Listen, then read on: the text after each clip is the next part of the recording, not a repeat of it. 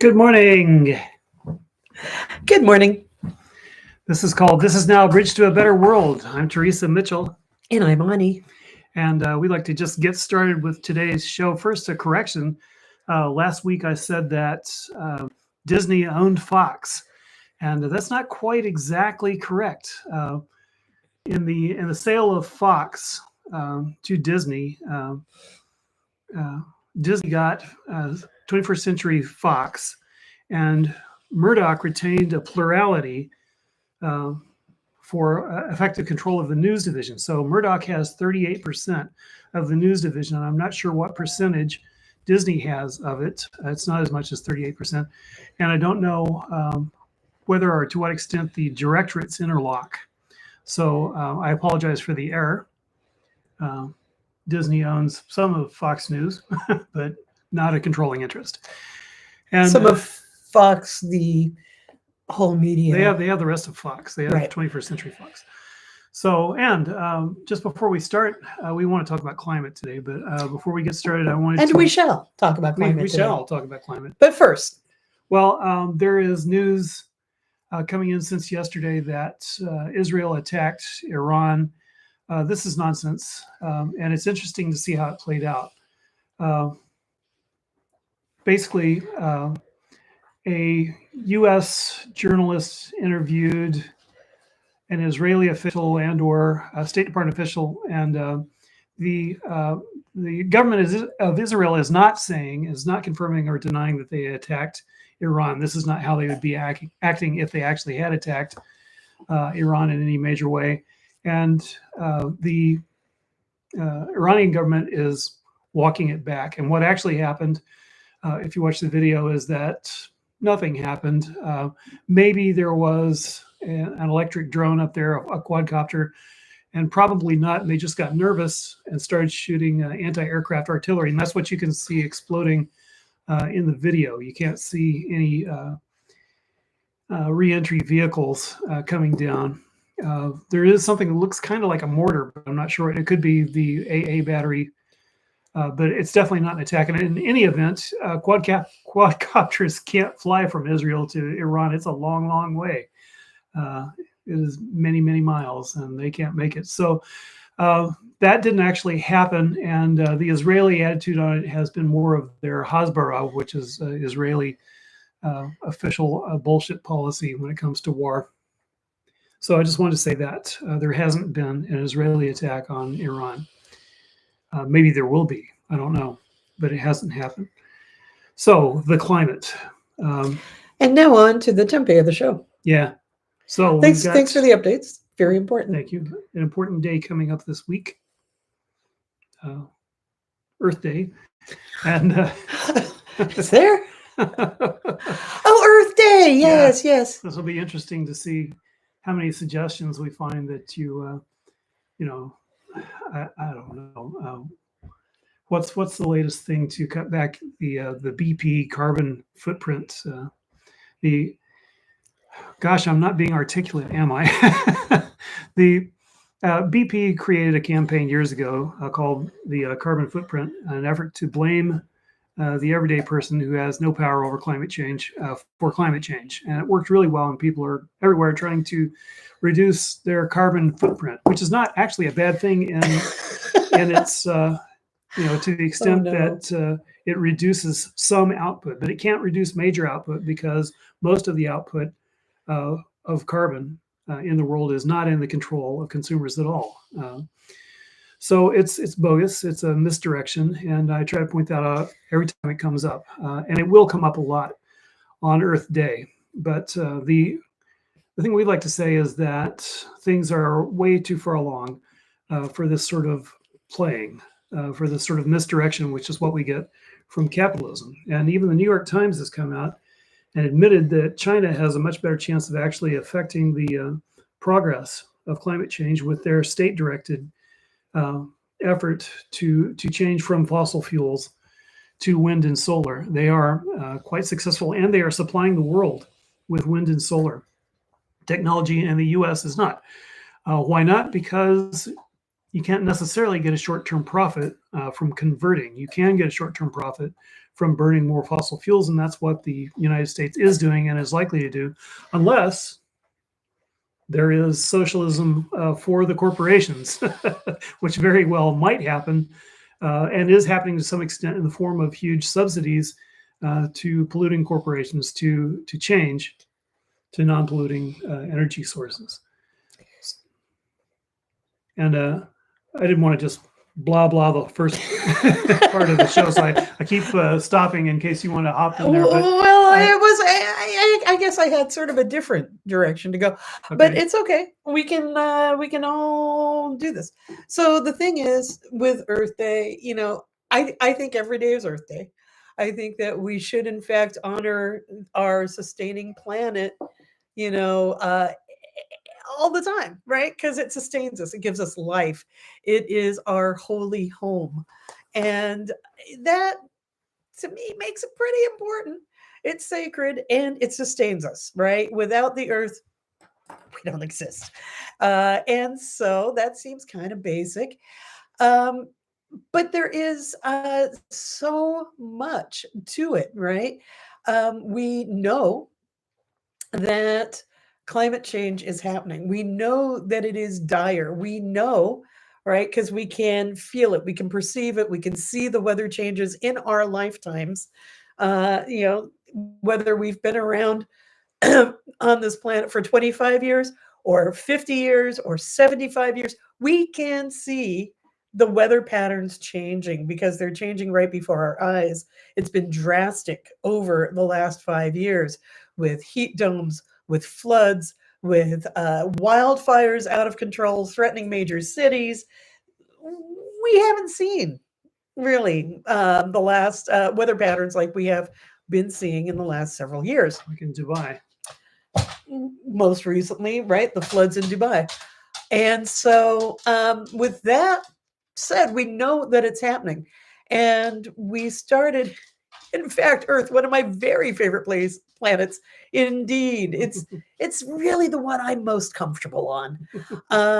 And so Teresa and I were talking about, what we can do to save the Earth, right? How do we do this? And what are people willing to do? And it seems like, well, people are willing to do just about anything to save the Earth except change our ways, right? Like just save the Earth, but don't make me do anything about it. And so this is one of those things. It's this sort of cognitive dissonance. It's this paradox. And I differ actually from Teresa's sentiment that I do believe we actually have personal responsibility to lower our carbon footprint, to reuse, reduce, and recycle, to be good Earth dwellers, right? To behave as if our planet is sacred and is not disposable. I think that this is our inherent responsibility. And if we all did everything we could do to cut our carbon footprints, to reduce the amount of resources we consume, to all of these things, it's still going to need a whole lot more because, in fact, the corporations that heavily invest, the ultra rich that heavily invest in the polluting corporations, the tax schemes that benefit the ultra rich and take money from the public coffers that could be used to transition to all renewables, to subsidize public transportation, to make public transportation, in fact, quick, efficient, and desirable, as opposed to a choice of last resorts. We could use infrastructure money from the ultra rich to transition our society into something that is far more sustainable and sustaining than we have now. And so that's sort of my preamble is we cannot afford the rich, and the earth really cannot afford capitalism. We cannot afford the mindset of an economic structure that encourages rampant consumption, that encourages consumption ever expansive and without end, because capitalism requires growth to sustain itself, and that's not sustainable. So So that's where I'm. There's my opening that's comments. good. I like Over that. to you. Yes, and so in the spirit of lively debate, I will say the reason I hate the phrase carbon footprint is because we're talking about our footprints versus Godzilla's. I mean, you can't even see our footprints um, because Personal 70%. responsibility. Sure, personal responsibility, but this is a misdirection. And let me give you an example. It would be easy and quick to immediately reduce the amount of, for example, gasoline consumption by consumers by introducing a coupon system. The coupon system could be like other coupon systems have been, like the one that we had in World War II, and that is the degree of mobilization that we need. It could allow gas to people who actually need it and can't do without it, people who have to fill up their farm to market trucks, et cetera, and get coupons for gas. And everyone else who doesn't have a coupon would be limited to a certain amount of gas plus a gas tax. Bang.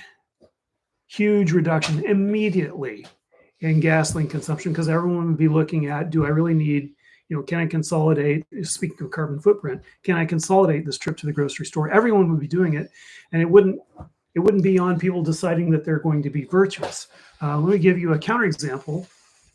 When I was much younger, in the 70s, people started talking about how much less pollution we would have, and this is in the era of leaded gasoline, mind you, if people would just bicycle. And there was a tremendous effort to spread the idea from the progressive parts of the community and to actually take personal responsibility and get out there and bicycle. And I was one of them. By God, I crossed Texas by bicycle, and Texas is big. I was a fanatic bicyclist. I still can disassemble and reassemble bicycles without blinking. And that never exceeded 8%, I think was the maximum. And that's because they 8% of propagate what? 8% of the commuters in any city, anywhere ever. I could be wrong. There might have been a spike to 13%, maybe in Portland, but it was never significant. And it can't be because the people who control the media constantly sell those cars and will not countenance a gas coupon. I'm not sure where to start with that. I believe, again, if we used the infrastructure money that we could capture from taxing the super rich, from fair taxation practices, we could, again, transition our cities, our transportation systems to be mass transit with renewable fuels. We could, or electric. We could retool commuting in overall. I am not surprised that a whole bunch of people, and actually 8 to 13%, of commuters on bikes is pretty good. I remember being on neighborhood councils 25 years ago in Portland as we were looking at infill and urban density, and we were sold a bill of goods um, from developers saying that, yeah, we'll do all this infill and we're going to not have proper parking facilities for this infill, because no one's going to want to drive a car if they live in the inner urban areas, in the central areas, because we're going to invest so much into revamping TriMet, having cleaner, faster buses that have better routes, that are going to we're going to revive the night owl routes so that people can actually go places at night. And we're also going to really give a lot of uh, planning to bike commuting. We're going to have bike only streets. We're going to encourage, Bicycle Transportation Alliance was very, very active and powerful at this time. And they were going to work with the city to really make bicycling safer. And what did we get? We got a lot of infill with very little parking infrastructure and no improvements to TriMet. and no real improvements to bike safety. So when bicyclists are being killed by drivers in obscene rates, it's it's not surprising to me that people don't make that switch, right? That we have to do the infrastructure changes, and these things, it's part and parcel. We need the infrastructure changes to encourage the behavior changes, and I do think that this is our personal responsibility. Another example, in 1975, unleaded gas started being available, and if you want to be virtuous, then you could run your car on unleaded gas. If you paid for a high enough octane, then it would not rattle. And leaded gas was a cheap way of improving octane without having to do the extra expense of refining the stuff. It was replaced by alcohol, actually, and by better engines. And it was not replaced by people deciding not to use it. The market did not remove leaded gasoline. That was a top-down political decision. It was imposed on the industry, and boy, did they scream! They put articles all across the Sunday papers, and they paid politicians. They constantly dragged their feet and tried to stop that from happening because it was cheap and easy, and they didn't give a damn if they caused lead poisoning, and they did. The IQ of the entire world has gone up measurably since leaded gasoline is not in the air. This is the sort of change that we need. And I also wanted to say that we're being very carefully conditioned not to see what is actually happening, not to think big. But I think that we are at a truly catastrophic point. We have passed the tipping point. We are in self-accelerating climate change. Yeah. There are 8 billion people in the world right now, and I will predict that in 10 years there will not be. Well, and so what are we looking at? We're looking at the fact that the oceans are breaking records for the amount of heat they contain, and they're breaking those records daily. That 2023 ended up being the hottest year on record for oceans on this planet. But 2024 has already exceeded it by far. It is exponential, and to see the graphs of uh, ocean temperature change is truly, truly sobering. We have been hearing for the last week or so about the fourth die-off of the coral reefs. This is the fourth die-off event, or fourth bleaching event for coral reefs. They can't sustain a die-off, a bleach, and slowly rebuild. The coral reefs are home to a large percentage of the ocean life, uh, animals that make up the vibrant ecosystem of the ocean. Um, but it takes years for those coral reefs to rebuild. A big problem here is that the last bleaching event was less than a decade ago.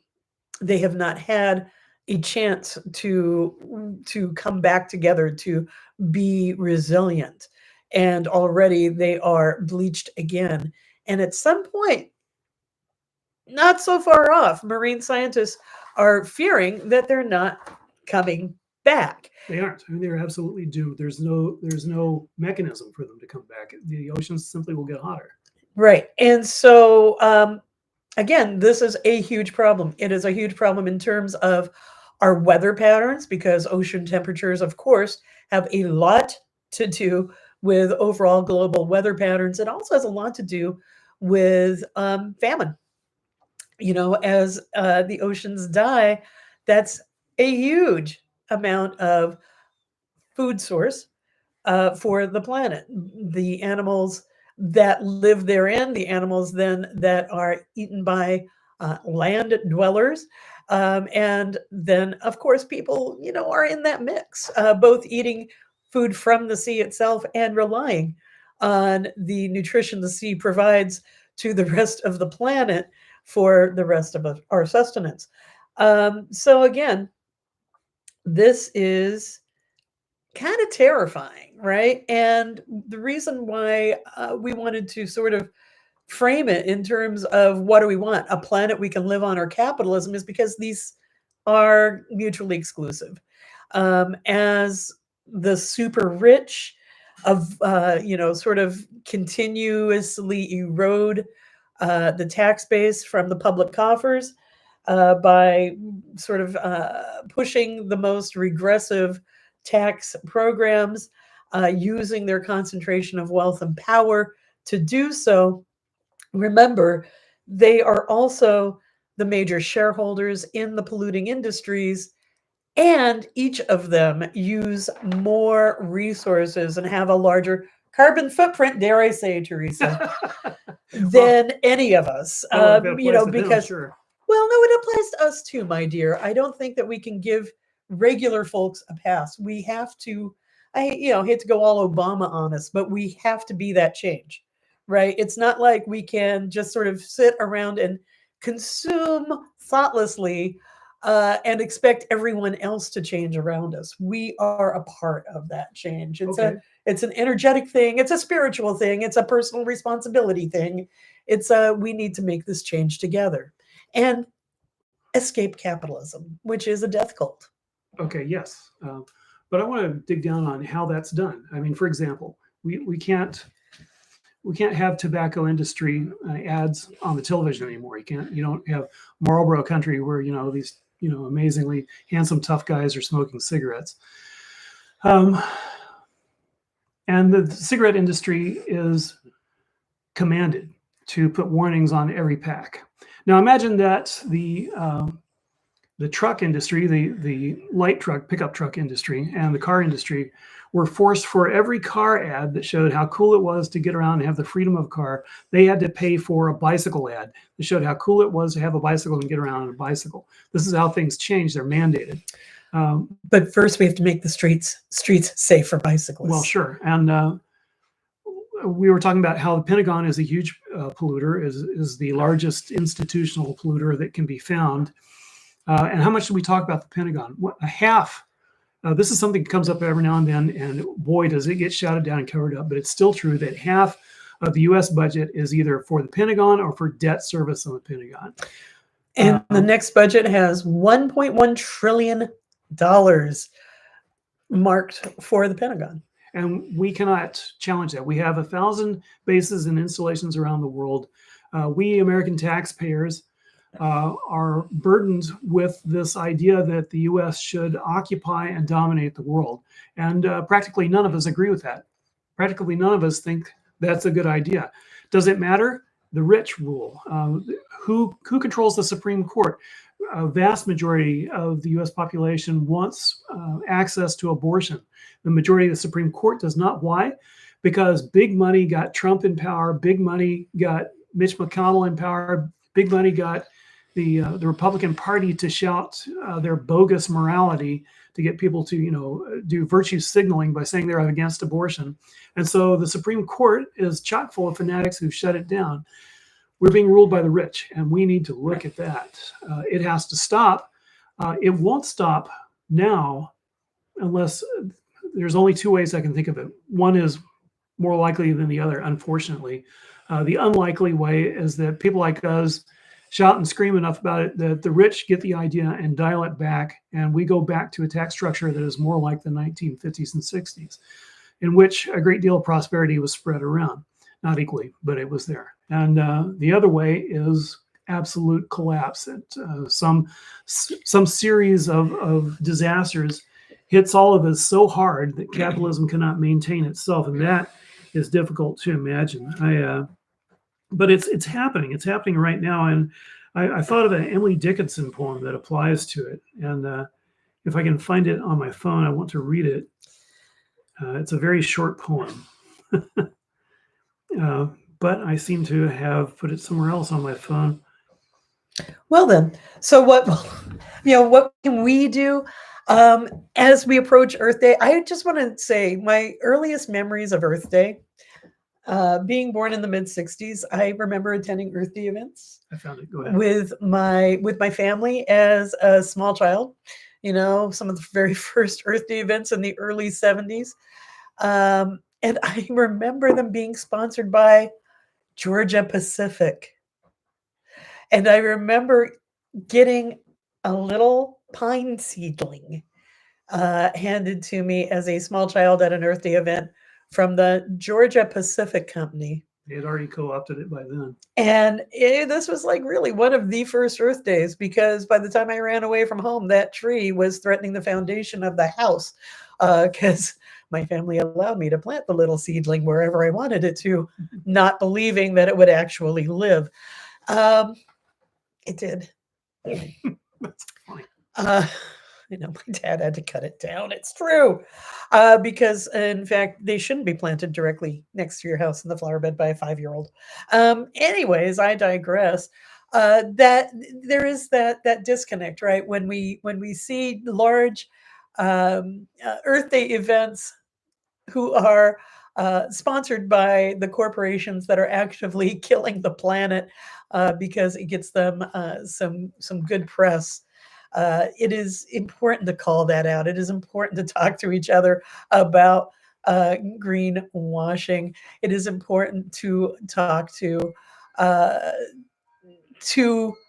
our friends and our families about doing everything, and I mean everything we can do to save our home, to stop this planet from burning. Found it. The first one was 1969. Gaylord Nelson. The poem that I wanted to read is: Crumbling is not an instant's act, a fundamental pause. Dilapidation's processes are organized decays. 'Tis first a cobweb on the soul, a cuticle of dust, a borer in the axis, an elemental rust. Ruin is formal, devil's work, consecutive and slow, fail in an instant.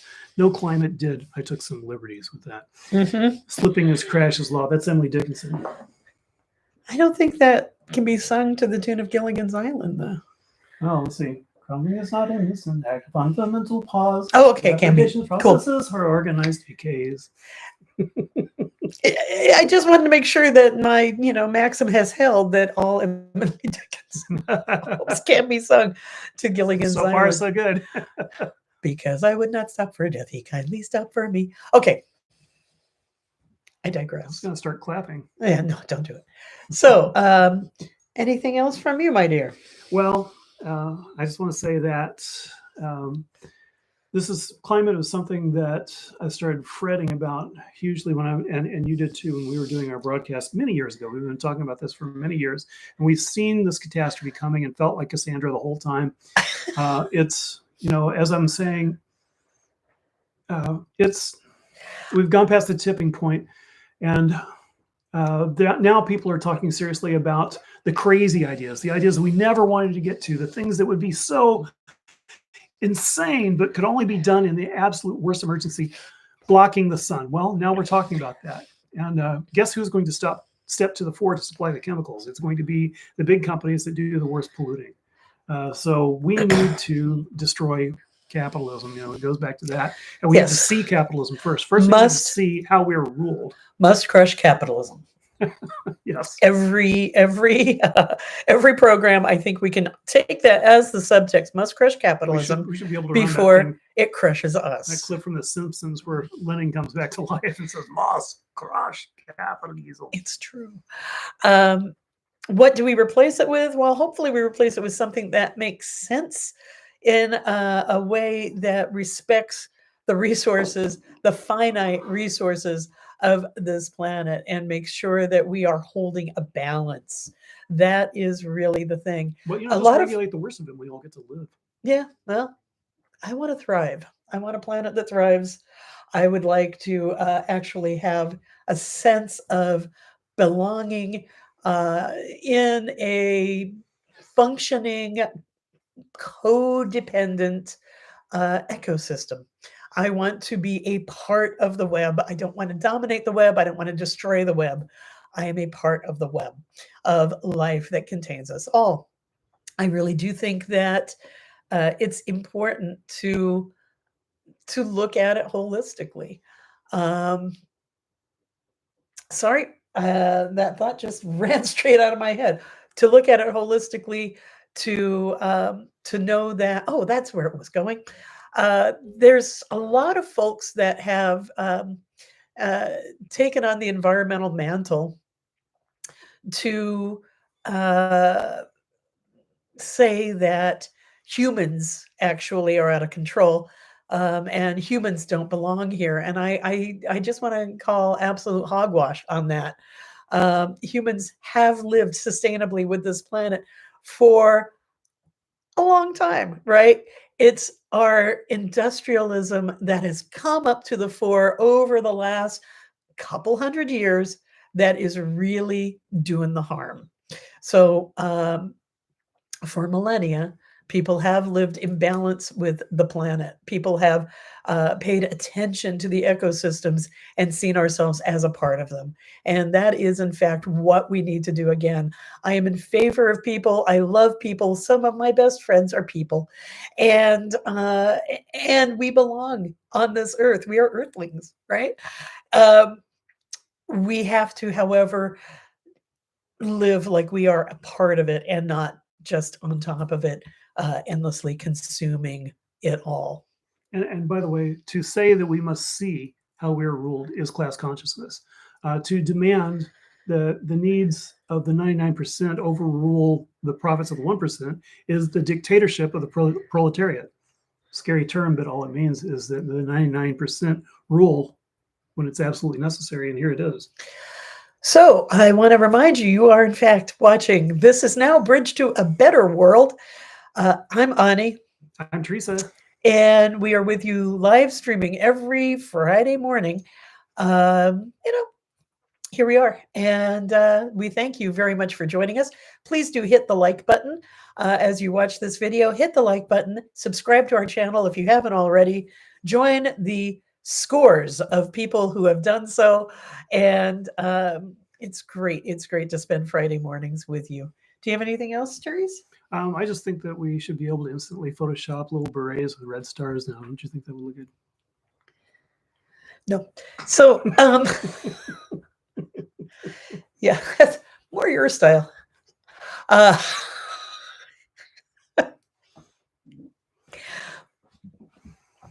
That all said, let us go to the tarot portion of the show. Again, thank you all for joining us. Please do hit the like and subscribe buttons so that you can be with us every Friday morning when we do this and beyond. Who knows? I always make the threat that we could jump on. We've done it like 3 times in 2 years that we've come on at a different time. You just never know. We could be unpredictable.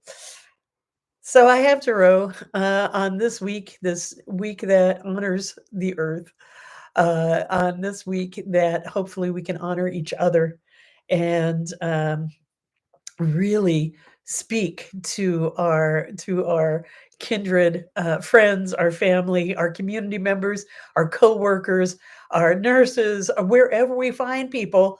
Let us use this week to really give voice to saving the earth. It seems really like the least we can do. So here's what I got. We have the 10 of Cups inversed. We have Justice. And we have the Ace of Cups. What does this all mean? Well, remember that all actions have consequences, right? This is certainly true for pollution. This is certainly true for consumption. This is certainly true for how we treat each other. The card here pictures a cat biting the hands that feeds it. It is looking at a deep sense of karma, if you will. It's looking at how action and reaction are inextricably intertwined. It's looking at how justice will ultimately prevail. And as we have that in the fore, justice prevailing, actions have consequences. Jump. Is he biting the dog? No, he's biting the hand. Okay. Because the hand that feeds maybe also restrains the kitty, right? And again, actions have consequences. Um, it is important to really get close to your emotional self and allow your emotional self to be refilled, to take in some emotional fortitude, often by taking in beauty. We have what is going to be an absolutely gorgeous day today. Maybe if you can possibly experience it, go and be with a tree, and take a cup of tea, sit down and have a nice chat with a tree. Go out and enjoy yourself.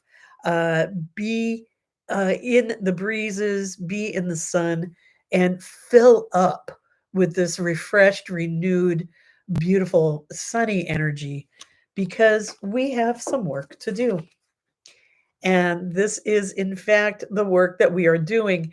The 10 of Cups inversed talks about building some bridges and talks about uh, mending some past hurts, uh, getting past some disagreements with family, especially intergenerational agreements.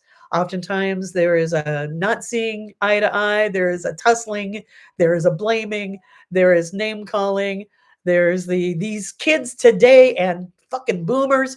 All of that kind of bullshit that keeps us separated. It's time to actually get past all of that manufactured intergenerational hostility. It's time to get past uh, longstanding rifts in our friends and communities.